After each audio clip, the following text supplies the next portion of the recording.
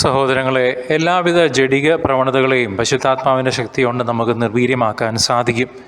ജഡിക പാപങ്ങളുടെ കുത്തൊഴുക്കിൽ ആണ്ടുകിടക്കുന്ന ഈ കാലഘട്ടത്തിൽ വിവാഹത്തിന് മുമ്പുള്ള ലൈംഗിക ജഡിക പാപങ്ങൾ, വിവാഹത്തിന് ശേഷമുള്ള വിവാഹേതര ബന്ധങ്ങൾ, തെറ്റായ ബന്ധങ്ങൾ ഒക്കെ ഈ കാലഘട്ടത്തിൻ്റെ ശാപമാണ്.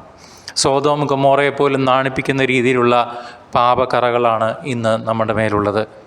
തിരിച്ചറിയാം, തിരുത്താം, ഇന്ന് തന്നെ നമ്മുടെ പിതാവിൻ്റെ അടുക്കിലേക്ക് തിരികെ വരാം. കാരണം ആ വിശുദ്ധരായി ഒരിക്കലും നാം സ്വർഗരാജ്യം പ്രാപിക്കില്ല.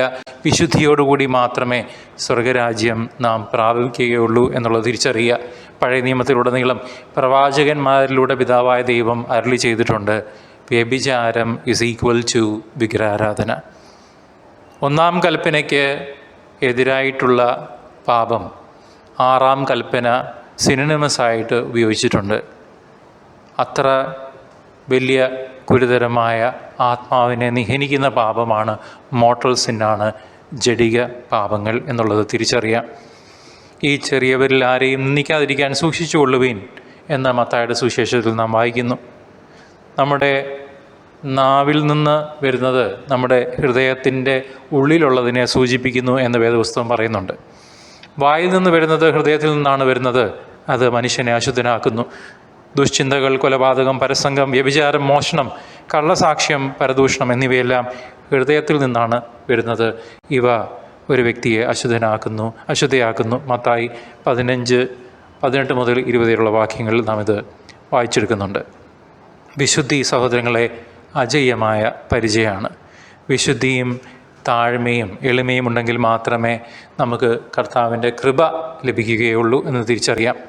നമ്മൾ ആഗ്രഹിക്കേണ്ടത് പരിശുദ്ധാത്മാവിൻ്റെ ഫലങ്ങൾക്ക് വേണ്ടിയാണ്.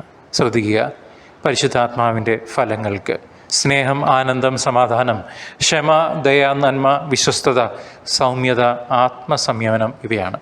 നമ്മളിൽ പ്രവർത്തിക്കുന്നത്, മറ്റുള്ളവരിൽ പ്രവർത്തിക്കുന്നത് സാത്താൻ്റെ അരൂപിയാണോ പരിശുദ്ധാത്മാവാണോ എന്ന് തിരിച്ചറിയാൻ ഈ ഗുണങ്ങൾ ഒന്നിലധികമായി സ്ഥായിയായി ഉണ്ടോ എന്ന് പരിശോധിച്ചാൽ മതിയാവും. സാത്താന് പലപ്പോഴും ഈ ഗുണങ്ങൾ ആക്ട് ചെയ്ത് ഡിസീറ്റ്ഫുള്ളായിട്ട് മാനിപ്പുലേഷൻ്റെ തന്ത്രം ഉപയോഗിച്ച് കാണിക്കാൻ സാധിക്കും. അതുകൊണ്ടാണല്ലോ നമ്മൾ ഉപയോഗിക്കുന്ന പഴഞ്ചൊല്ല് മിന്നുന്നതെല്ലാം പൊന്നല്ല എന്ന് പറയുന്നത്. അപ്പോൾ അത് നമുക്ക് വിവേചിച്ച് അറിയാനുള്ള കഴിവ് ഉണ്ടാവണം. ഈ ഗുണങ്ങൾ സ്ഥായിയായി നമ്മിലുണ്ടെങ്കിൽ പരിശുദ്ധാത്മാവ് നമ്മൾ പ്രവർത്തിക്കുന്നു.